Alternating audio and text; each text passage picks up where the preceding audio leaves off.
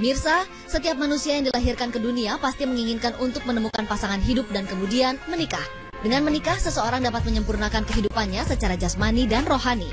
Allah Subhanahu wa Ta'ala berfirman, Allah menjadikan bagi kamu istri-istri dari jenis kamu sendiri dan menjadikan bagimu dari istri-istri kamu itu anak-anak dan cucu-cucu dan memberimu rezeki dari yang baik-baik. Maka mengapakah mereka beriman kepada yang batil dan mengingkari nikmat Allah? Al-Quran Surat An-Nahl ayat 72. Maka dalam Islam, setiap muslim dan muslimah dianjurkan untuk mencari pasangan hidupnya yang terbaik, karena manusia sendiri adalah makhluk ciptaan Allah Subhanahu wa Ta'ala yang paling mulia. Namun tahukah Anda, ada beberapa di antara kita yang justru melakukan pernikahan yang tidak lazim dan jauh dari kesempurnaan yang seharusnya terjadi. Dan berikut kisah menariknya untuk Anda. Pernikahan tidak lazim pertama adalah pernikahan seorang manusia dengan mayat. Di Thailand, seorang pria memutuskan untuk tetap menikahi kekasihnya yang telah meninggal karena kecelakaan mobil. Upacara pernikahan tetap dilakukan seperti layaknya upacara pernikahan pada umumnya. Kedua mempelai dihadirkan lengkap dengan baju pengantin. Bahkan sang pria tetap menyematkan cincin pernikahan di jari sang mempelai wanita yang telah meninggal. Astagfirullahalazim. Sementara di Inggris, seorang wanita tetap melangsungkan pernikahan dengan tunangannya yang telah tewas. Upacara pernikahan mereka dilangsungkan di kamar mayat Oxford John Radcliffe Hospital. Padahal dalam Islam, salah satu tujuan utama dari sebuah pernikahan adalah untuk mendapatkan keturunan yang baik lagi mulia. Maka tak pantas rasanya jika seseorang menikah dengan seseorang yang telah dicabut nyawanya.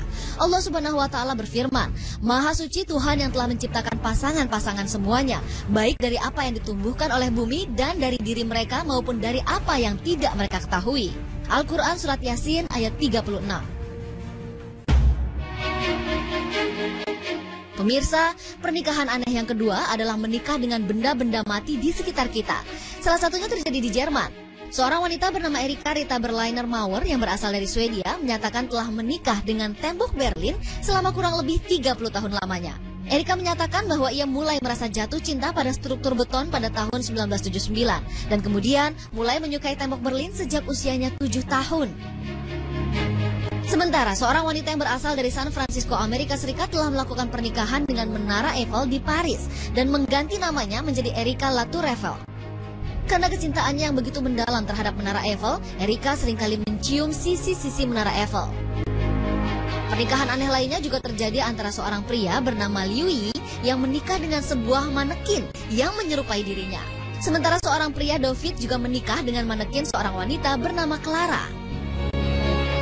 Sementara di Korea, seorang laki-laki memutuskan untuk menikahi bantal kesayangannya yang ditempel gambar salah satu karakter anime lengkap dengan gaun pengantin dan hiasan bunga pernikahan. Pemirsa Mozaik Islam, menikah adalah salah satu perbuatan mulia yang memberikan kebahagiaan pada seseorang.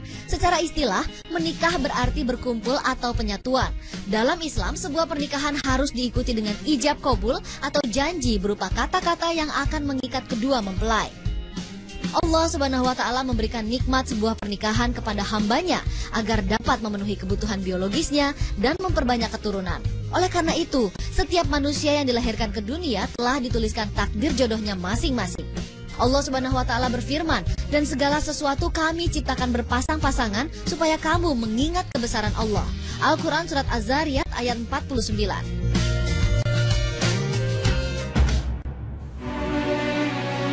Pemirsa, ada banyak alasan mengapa seseorang memutuskan untuk melakukan pernikahan yang tidak lazim. Pernikahan tidak lazim biasanya terjadi karena adanya rasa cinta yang sangat mendalam kepada seseorang, sehingga membuat orang tersebut tetap berkeinginan untuk menikah meskipun pasangannya telah meninggal. Sebagian kasus pernikahan tidak lazim lainnya terjadi karena adanya penyakit kejiwaan yang dikenal dengan sebutan objektum sexuality yang membuat seseorang justru sangat mencintai benda mati hingga terobsesi untuk menikahinya. Namun tahukah Anda, peristiwa pernikahan tidak lazim tersebut seharusnya dapat dicegah dengan sebentuk keimanan mendalam kepada Sang Maha Pencipta Allah Subhanahu wa Ta'ala. Dengan iman, seseorang dapat meyakini bahwa telah ada seseorang yang terbaik yang ditetapkan Allah Subhanahu wa taala untuk menjadi pendamping hidup kita kelak. Allah Subhanahu wa taala berfirman, "Hai sekalian manusia, bertakwalah kepada Tuhanmu yang telah menciptakan kamu dari seorang diri, dan daripadanya Allah menciptakan istrinya, dan daripada keduanya Allah memperkembangbiakan laki-laki dan perempuan yang banyak. Dan bertakwalah kepada Allah yang dengan mempergunakan namanya kami saling meminta satu sama lain, dan peliharalah hubungan silaturahim. Sesungguhnya Allah selalu menjaga dan mengawasi kamu." Al-Quran Surat An-Nisa ayat 1.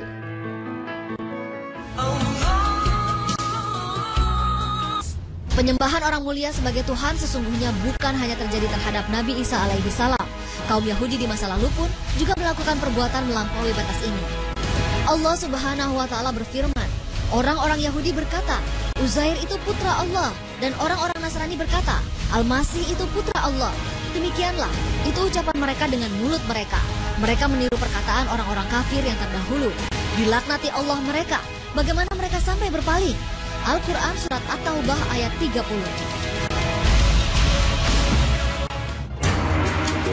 Fakta ketiga, ajaran Islam punya kesamaan dengan ajaran yang dibawa Nabi Isa alaihi salam dan Nabi Musa alaihi salam. Pemirsa, di masa kini banyak orang menganggap sunat hanya menjadi kewajiban seorang muslim. Tapi tahukah Anda, kaum Yahudi pun melakukan kewajiban sunat ini?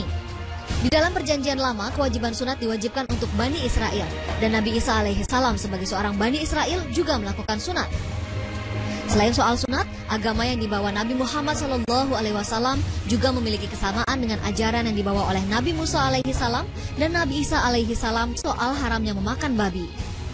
Allah Subhanahu wa taala berfirman, diharamkan bagimu memakan bangkai, darah, daging babi atau daging hewan yang disembelih atas nama selain Allah, yang tercekik, yang terpukul, yang jatuh, yang ditanduk, yang diterkam binatang buas, kecuali yang sempat kamu menyembelihnya. Dan diharamkan bagimu yang disembelih untuk berhala. Dan diharamkan juga mengundi nasib dengan anak panah. Itu adalah kefasikan. Al-Quran Surat Al-Maidah ayat 3. Pemirsa, kaum Bani Israel dalam kitabnya melarang memakan babi.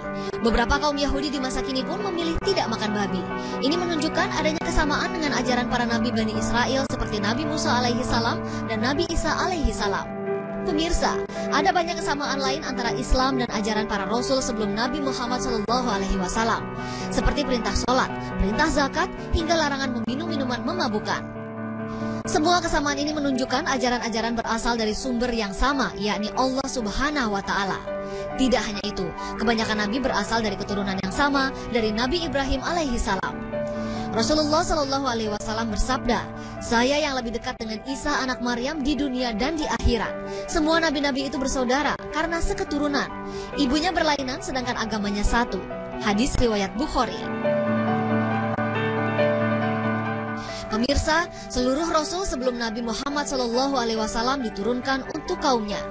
Nabi Muhammad SAW sebagai Nabi akhir zaman menjadi penyatu seluruh umat manusia di masa akhir ini. Sehingga semestinya seluruh manusia yang mengaku menjadi umat Rasul-Rasul di masa lalu menjadi umat Nabi Muhammad SAW. Rasulullah SAW bersabda, "Demi zat yang jiwaku berada di tangannya, seandainya Musa hadir di tengah kalian dan kalian mengikutinya dan meninggalkanku, maka sungguh kalian telah tersesat dari jalan yang lurus. Sekiranya Musa hidup kembali dan menjumpai kenabianku, dia pasti mengikutiku." Hadis riwayat Ahmad.